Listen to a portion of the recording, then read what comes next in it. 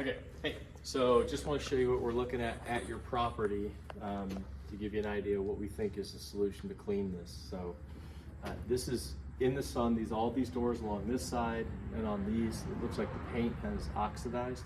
So the best way to do this is a detergent clean, and it's not a pressure clean.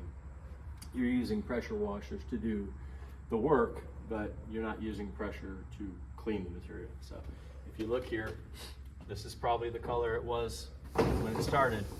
Anytime you have a surface at any place you own, any one of your buildings, any location, all this chalkiness is oxidation. Okay, so we'll give you a quote on washing this with a detergent that will get rid of the oxidation.